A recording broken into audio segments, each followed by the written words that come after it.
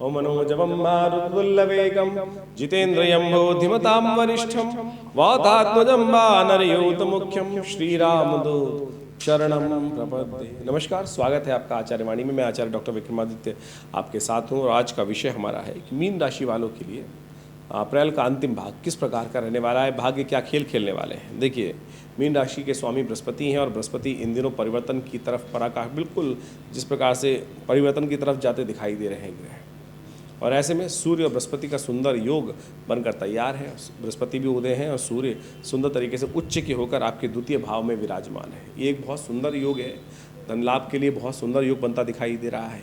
और इसके कारण से यदि आप अपनी मेहनत में थोड़ा सा और दम लगाएंगे और थोड़ी प्रयास करेंगे, पॉजिटिव थिंकिंग रखेंगे, तो बहुत बढ़िया समय आने वाले, जो खासतौर पर अप्रैल के अंतिम भाग का समय है, वो आपके लिए बहुत बढ़िया तरीके से सफलतादायक हो सकता है, धनदायक हो सकता है और ख़ासतौर पे आपके जीवन में कीर्तिदायक योग बनते दिखाई दे रहे हैं। इसके साथ साथ कई ग्रहों का परिवर्तन का योग है। बुध भी परिवर्तन की तरफ जा रहे हैं और आपकी राशि के अनुसार से बुध मीन राशि में पदार्पण करने का सुंदर योग बनाते दिखाई दे रहे हैं। बुद्ध का ये परिवर्तन विशेष तौर पर समझें कि जो वक्री से मार्गी होना है बुद्ध का, वो भी बड़ा महत्वपूर्ण रहने वाला है। इसके साथ साथ शुक्र का परिवर्तन जो मेष राशि में हो रहा है, वो भी बड़ा महत्वपूर्ण आपकी राशि के अनुसार से योग बनना है। उच्च के शुक्र जो हैं वो परिवर्तित होकर मेष राशि में द्वितीय भाव में आपकी राशि के अनुसार से प्रवेश करेंगे अप्रैल के अंतिम भाग में, और वो आपके भाग्य में कई प्रकार के परिवर्तन और कुछ खास उपाय करने से आपके जीवन में कल्याण के योग बन सकते हैं। आपको सिलसिलेवार तरीके से समझने का प्रयास करना चाहिए। यदि हम 21 अप्रैल की बात करें तो 21 अप्रैल को त्रयोदशी तिथि है, साथ साथ रविवार का अवसर है। कन्या राशि में चंद्रमा का पदार्पण हो रहा है और वो आपके लिए नई, विशेष तौर पर आपके लिए नया शक्ति का संचार करते दिखाई देंगे। आपके लिए बड़ा सुंदर योग बनेगा। और आने वाले समय में जिस प्रकार से हमने कार्यक्रम के आरंभ में आपको बताया, सूर्य उच्च के होकर आपके द्वितीय भाव में विराजमान है, कुटुंब भाव में विराजमान है, धन भाव में विराजमान है। ये आपकी यदि पॉजिटिव थिंकिंग रहते हुए कार्य करेंगे और अपनी मेहनत पे पूर्ण विश्वास रखते हुए कार्य करेंगे, नेगेटिव मत सोचना, इस बात का ध्यान रखना। ये कीर्ति का योग बन रहा है। सूर्य के दिन, रविवार के दिन विशेष तौर पर प्रदोष का योग भी बन गया और ये आपके लिए बहुत अद्भुत लाभ दे सकता है। ऐसे में विशेष तौर पर सूर्य की थोड़ी शक्ति बढ़ाने का आपको प्रयास करना चाहिए और वो बड़ा कल्याणकारी रहेगा। रविवार के दिन विशेष तौर पर जो प्रदोष का योग बन रहा है, भगवान शिव के आशीर्वाद से ये आपके आने वाले विशेष 10 दिनों में खासतौर पर लाभ का योग बना सकता है। ऐसे में भगवान सूर्य का अभिषेक करें शाम के समय, दूध के द्वारा, जल के द्वारा, गंगा जल के द्वारा, तो बड़ा सुंदर रहेगा। और साथ साथ सूर्य को जल देना नित्य प्रति, ये सुंदर रहेगा। सर्वार्थ सिद्ध योग विद्यमान है। नए कार्यों का आरंभ करने के लिए दिन अच्छे दिखाई देता है। यदि 22 अप्रैल की बात करें तो ग्रह अनुकूल रहेंगे, चिंता ना करें, आगे बढ़ने का प्रयास करें। रवि योग भी सुंदर तरीके से विराजमान है। ग्रहों की स्थिति ओवरऑल अच्छी ही दिखाई दे रही है। आपकी राशि के अनुसार से प्रोग्रेसिव चार्ट बनता दिखाई दे रहा है। लेकिन ध्यान रखना है, विशेष तौर पर राहु महाराज लग्न में लगातार विराजमान चल रहे हैं और वह अननेसेसरी आपको थोड़ा सा नेगेटिव भाव में डालते दिखाई देंगे। दुस्वाभाविकता त्यागने का प्रयास कीजिए मीन राशि वालों। मन में भाव चलेगा, हाँ ना की स्थिति रहेगी, लेकिन ध्यान रखें इस वक्त यदि पॉजिटिव तरीके से काम करोगे तो बिल्कुल पॉजिटिव रिजल्ट आने के योग बनेंगे। सोमवार का अवसर है, सुबह सुबह शिव का ध्यान करें, शिव का पूजन करें, शिव का आशीर्वाद लें, कल्याण के योग बनते दिखाई देंगे। 23 अप्रैल का दिन परिवर्तन का दिन है, बड़ा सुंदर अवसर है, मंगलवार का अवसर है और हनुमान जयंती का सुंदर योग बन रहा है। कार्तिक पूर्णिमा, चैत्र पूर्णिमा का योग है और ये विशेष तौर पर समस्त प्रकार के कष्टों को दूर करने वाला दिन है। और अद्भुत रूप से हनुमान जी की उपासना, मंगल को जन्मे मंगल ही करते, मंगलमय भगवान है हनुमान जी महाराज और इस धरा पर सदा विराजमान रहने वाले हैं। हमारे जो भी बात हम करते हैं, विनती जो करेंगे ना, हनुमान जी राम जी तक पहुंचाने का सुंदर कार्य करते हैं। तो इसलिए और सुंदर परिवर्तन का योग भी बन रहा है। शनि मंगल का टकराव की स्थिति जो काफ़ी करीब 40 दिनों से चल रही थी, वो हटने वाली है। मंगल महाराज अब अपनी गति से आगे बढ़ रहे हैं। शनि महाराज को अपना कार्य करने के लिए खुली छूट दे रहे हैं। तो सुंदर तरीके से शनि महाराज आपकी राशि में द्वादशवें भाव में विराजमान होकर मंगल लग्न में शुक्र के साथ जिस प्रकार का योग बना रहे हैं, वो विशेष तौर पर बड़ा महत्वपूर्ण रहेगा। ऐसे में थोड़ी युक्त तरीके से हिम्मत जगाकर काम करना आपके लिए सफलतादायक सूचना देता दिखाई देगा। चंद्रमा भी परिवर्तित होकर आपके बृहस्पति के सम्मुख आकर अष्टम भाव में विराजमान हो गए हैं और ये यदि आपने भाव अच्छा रखा तो युक्त तरीके से कार्य करने से सुंदर सफलता, धन लाभ के योग बनते दिखाई देंगे।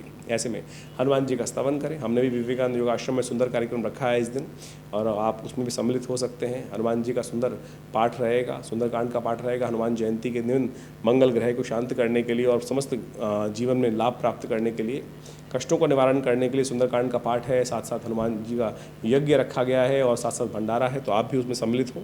अपने नाम से भी सुंदरकांड में यदि आप भाग लेना चाहते हैं तो व्यवस्थाएं शास्त्र में जो हमारे यहाँ अवेलेबल है उन पर फ़ोन करके अपना रजिस्ट्रेशन करा सकते हैं। 24 अप्रैल का दिन विशेष तौर पर प्रतिपदा का दिन है। प्रतिपदा के दिन बुधवार का अवसर, मेष में शुक्र का प्रवेश होता दिखाई दे रहा है शाम के समय, और ये परिवर्तन जो हो रहा है ये विशेष तौर पर एक तरह से आपकी राशि के अनुसार से आपको थोड़ा ध्यान रखते हुए कार्य करने के, मंगल शुक्र जितनी ताकत में थे अब ग्रहों के परिवर्तन के साथ साथ वो मंगल की राशि में प्रवेश कर रहे हैं। ऐसे में एक बात का ध्यान रखिएगा, थोड़ी विलासिता से बचने का प्रयास करना चाहिए। अननेसेसरी की गलत दोस्त आपको गलत संगत में परेशानी डाल सकते हैं, लेकिन दिन अच्छा है, थोड़ा बंधन रहेगा लेकिन फिर भी लाभ के रास्ते खुल सकते हैं, तो हिम्मत के साथ कार्य करने की ज़रूरत है। 25 अप्रैल का दिवस द्वितीया तिथि है, गुरुवार का अवसर है, और ये ग्रह ओवरऑल आपके लिए पॉजिटिव दिन दिखाता है। बुधवार गुरुवार का अवसर है, ऐसे में कोशिशें करें अच्छे कंसल्टेंट्स गुरुजन का सपोर्ट लेकर, गुरुजन का आशीर्वाद लेकर यदि कार्य करेंगे, भगवान विष्णु का पूजन करते हुए कार्य करेंगे तो सफलता के रास्ते बहुत बढ़िया तरह से आगे बनते दिखाई दे रहे हैं। उनका लाभ आपको लेने का प्रयास करना चाहिए।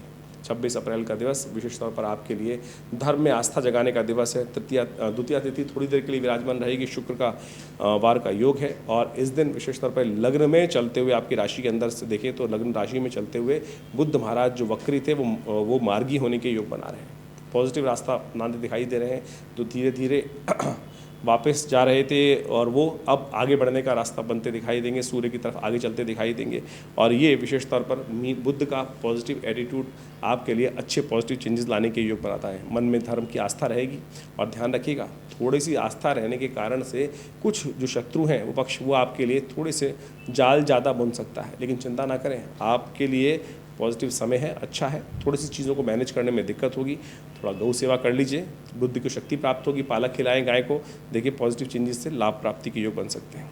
27 अप्रैल का दिवस शनिवार का अवसर, और तृतीया तिथि रहेगी, और साथ साथ चतुर्थी व्रत इस दिन करने का शास्त्र में नियम बताया गया है। मंगल थोड़ा, चंद्रमा जो है वो थोड़े क्षीण है, वृश्चिक राशि में जाकर अष्टम भाव में विराजित जो चंद्रमा है आपके लिए थोड़े चंद्रमा वीक दिखाई देते हैं। ऐसे में धर्म में जो थोड़ी बहुत आस्था, थोड़ी सी मन हटता दिखाई देगा, लेकिन लगा के रखने का आपको प्रयास करना चाहिए।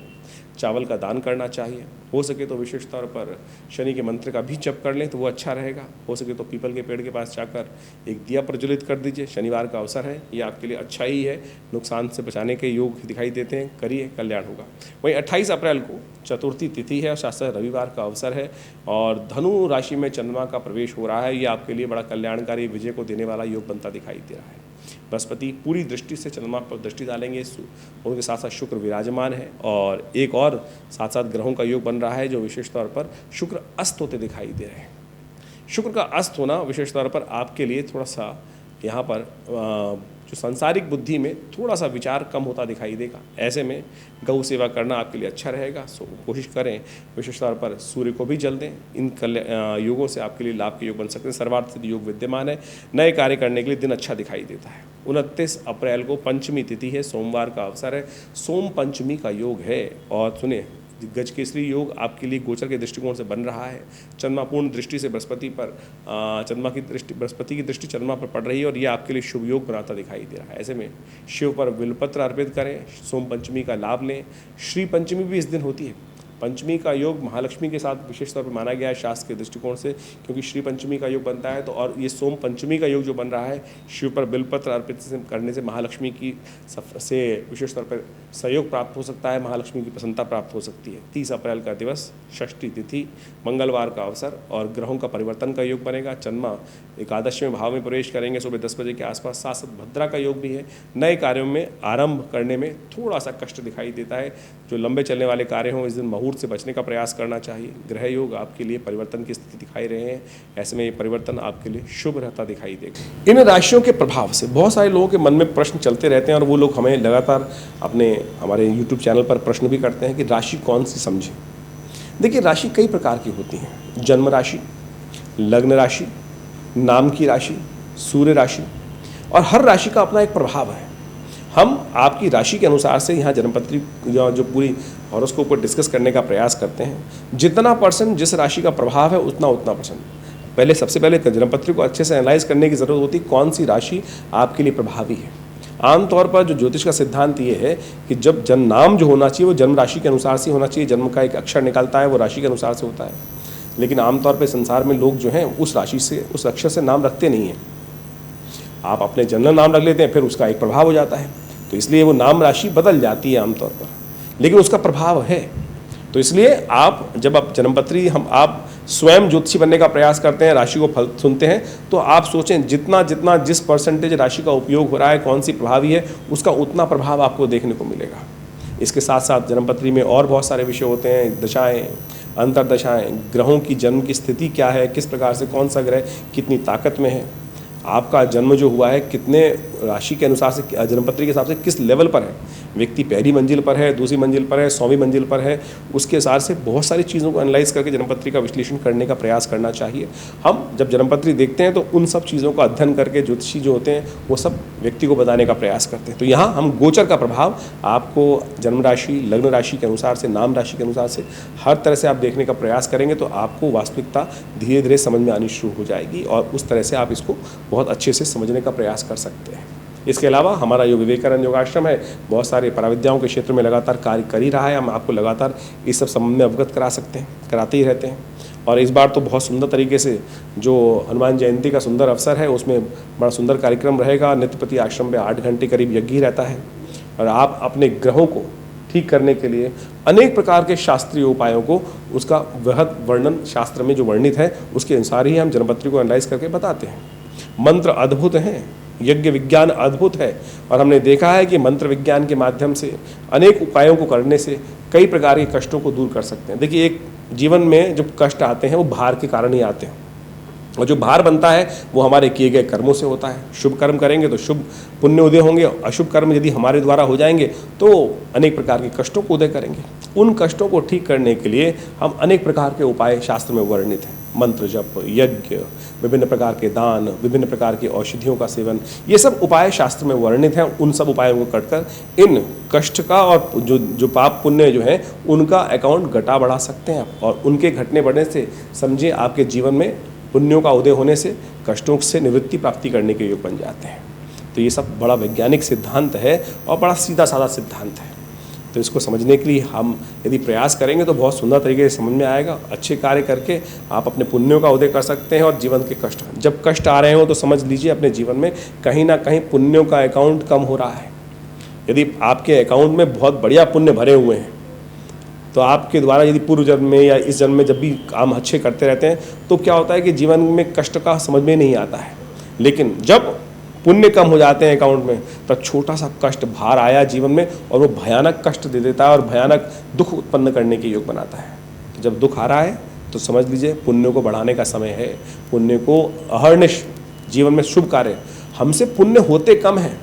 हर क्षण कहीं ना कहीं कुछ गलत कार्य हो जाता है। चल रहे हैं रास्ते में, कहीं कोई जीव हत्या हो गई, चींटी मर गई, ये सब कहीं ना कहीं घट रहा है, पुण्य को घटा रहा है।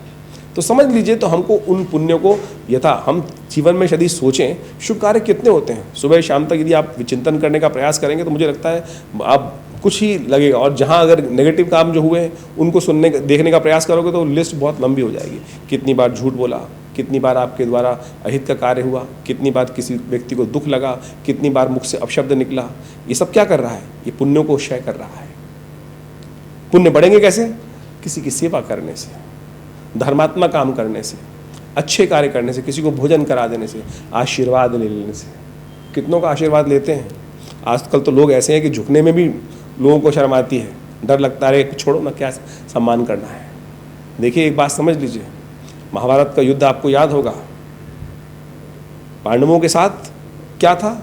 कोई सेना नहीं थी बहुत बड़ी, लेकिन पुण्य थे, सत्य था, आशीर्वाद था। दुर्योधन इतनी बड़ी सेना लेके बैठा था, उसके बाद एक ही चीज़ नहीं थी, केवल आशीर्वाद। यदि आशीर्वाद ले लेते हैं ना तो आप समझें तो आपके पुण्य बढ़ जाएंगे और पुण्य आशीर्वाद को लेने का प्रयास करें, देखिए शुभ होने के योग बनेंगे। यही सुंदर सिद्धांत है ज्योतिष विज्ञान को समझने के। ये ज्योतिष के साथ साथ जो ज्योतिष अकाउंट बताता है आपको अकाउंट में कितना खाली है, कितना भरा हुआ है, और बढ़ाने का जो तरीका है, घटाने का तरीका जो है अध्यात्म आपको समझाने का प्रयास करता है। हमने विवेकानंद योगाश्रम में इन्हीं सब चीज़ों के लिए, शोध के लिए बहुत सारे कार्य लगातार करते रहते हैं। आश्रम पर नित्य प्रति 8 घंटे करीब यज्ञ चलता ही है। रविवार को उस यज्ञ में सम्मिलित सब लोग हो सकते हैं। रविवार वाले यज्ञ में मंत्र यज्ञ के लिए, ग्रहों के उपचार के लिए, अपने बहुत सारे स्वास्थ्य के निमित्त महामृत्युंजय मंत्र जप इत्यादि करने के लिए बहुत सारे व्यवस्थाएं आश्रम में बनाई गई हैं, बहुत सारे शोध किए गए हैं मुद्रा विज्ञान पर, यज्ञ विज्ञान पर, मंत्र विज्ञान पर, औषधि विज्ञान पर। इन सब में लिए हमारे लिए बहुत सारे कार्य चलते रहते हैं। आश्रम पर एक बहुत बड़ा हॉस्पिटल बनाया गया है योग प्राकृतिक चिकित्सा आयुर्वेद के लिए, जो भारत सरकार से मान्यता प्राप्त है। तमाम सरकारी लोग जो सेंट्रल गवर्नमेंट के पैनल पे हैं, दिल्ली गवर्नमेंट के पैनल पे हैं, दिल्ली पुलिस के पैनल पे हैं, वो सब इस सुविधा को योग प्राकृतिक चिकित्सा में के द्वारा आयुर्वेद की चिकित्सा के माध्यम से लाभ ले रहे हैं और हमने अद्भुत रूप से लाभ देखा है। बहुत सारे एलोपैथिक मेडिसिन के चक्कर में जीवन लोगों को निकल जाता है, चाहे लाइफस्टाइल डिसऑर्डर डिसीज़ हैं, डायबिटीज़ है, ब्लड प्रेशर है, शुगर है और कमर दर्द, सर्वाइकल स्पॉन्डिलिटिस, बैक एक। हमने योग प्राकृतिक चिकित्सा के माध्यम से ऐसी सुंदर व्यवस्थाएं अपने संस्थान में रखी हैं कि आप उन समस्त सुविधाओं को लेकर अपने तमाम रोगों को दूर भगाने का प्रयास कर सकते हैं और सुंदर तरीके से ये सब चीज़ें काम करती हैं। इनका सब वैज्ञानिक आधार है। पूरे विश्व में आज लोग योग प्राकृतिक चिकित्सा आयुर्वेद का लाभ लेते हुए कार्य करने का प्रयास कर रहे हैं। तो आप भी बाकी जो चीज़ें जो इस संसार में आधुनिकता के नाम पर जो कार्य किए जा रहे हैं उसके साथ साथ इन भारतीय प्राचीन योग विज्ञान, आयुर्वेद विज्ञान, चिकित्सा विज्ञान के साथ लीजिए। हमारे पास डाटा ओरिएंटेड रिजल्ट्स हैं और हमने जो बहुत अच्छे से एनालाइज करके देखा है वो बहुत अद्भुत कार्य करते हैं। आप समझिए मुद्रा विज्ञान, मैं आपको यहाँ एक बात बताने का प्रयास करता हूँ। हृदय संबंधित रोग पूरे विश्व में आज परेशान कर रखा है। हर कोई गोली खाकर ही अपने ब्लड प्रेशर को कंट्रोल करने का प्रयास कर रहा है। ये मृत संजीवनी मुद्रा है। मैंने ये मुद्रा का अभ्यास हज़ारों लोगों पर करके देखा। बहुत पिछले करीब 50 सालों में इस मुद्रा, आज से 1978 में मेरे पिता आचार्य श्री केशव देव जी ने इस मुद्रा की खोज करी। उससे पहले शास्त्र में कहीं वर्णित नहीं थी ये हृदय की मृत संजीवनी मुद्रा और हमने इसका लाभ देखा। अद्भुत है। 3 सेकंड में this mudra is capable of giving the first to the heart patient. आप 100 बेटे टैबलेट लेंगे, उसमें भी टाइम लगेगा, लेकिन उससे पहले 100 बेटे टैबलेट मना नहीं कर रहे हैं, आप जो लेना चाहते हैं मेडिसिन लें, लेकिन उससे पहले ये एक मुद्रा कुछ देर अभ्यास तो करें। कुछ ही देर में आपके हाथ को साउंड कर ये आपके कष्टों को दूर करने का योग बनाएगी और सुंदर तरीके से लाभ देगी। इसके ऊपर बहुत सारी और पुस्तकें विद्यमान हैं और पुस्तकों में के माध्यम से हमने बहुत सारे उपचार के माध्यम बताए हैं इन समस्त पुस्तकों में। कान में दर्द चल रहा है, ये शून्य मुद्रा करके देखिए, 3 मिनट में कान का दर्द, कान की होने वाली समस्याएं दूर करने में लाभ देगी। ऐसी ही बहुत सारी मुद्राएं। बच्चों को याद नहीं होता है, आपको नींद नहीं आती है, आप रोज गोली खाते हैं, कुछ ध्यान योग का सहारा लीजिए, प्लस ये ज्ञान मुद्रा का अभ्यास। पहली उंगली अंगूठे के साथ इस मुद्रा को लगा देने से ये ज्ञान मुद्रा बन जाती है। ये हमारे आश्रम के द्वारा ही पूरे विश्व में मुद्राएं पहुंचाई गई मेरे पिता आचार्य श्री केशव देव जी के द्वारा। बहुत सारी पुस्तकें लिखी गई आश्रम में इन सब चीज़ों के ऊपर और पूरे विश्व में आज जितने भी लोग मुद्राओं का उपयोग कर रहे हैं वो कहीं ना कहीं हमारी पुस्तकों के माध्यम से, हमारे आश्रम के शोध के माध्यम से ही कर रहे हैं। आप किसी वेबसाइट पे जाएं, आचार्य केशव देव जी का नाम डालें, मुद्राओं का नाम डालें, आपको पूरी ऑथेंटिसिटी प्राप्त होगी और बहुत सुंदर तरीके से इन सब चीज़ों का लाभ प्राप्ति करने की योग बनेगी। तो हम ये समझाएं कि ज्योतिष, अध्यात्म, मंत्र विज्ञान ये सब इंटर रिलेटेड है, ये सब का सब एक साथ चलता है और हमने इन तमाम पराविद्याओं पर शोध भारतीय संस्कृति के अनुसार से हमारे इस आश्रम में पिछले 50 सालों से ये कार्य किए गए हैं। आप जुड़े विवेकानंद योग आश्रम से, आपका स्वागत रहेगा। हमारे जो संतान जो कार्यक्रम चलते हैं उन सब के बारे में आपको हम समय समय पर अवगत कराते रहते हैं इस चैनल के माध्यम से। और जो भी आपकी और भी कोई प्रश्न हो तो चिंता ना करें, हमारे नंबर्स पर व्हाट्सअप भेजें, आपने हमारे इस चैनल पर अपने कमेंट्स डाल सकते हैं, हम अवश्य उनका जो भी निदान होगा आप तक पहुँचाने का प्रयास करेंगे। धन्यवाद।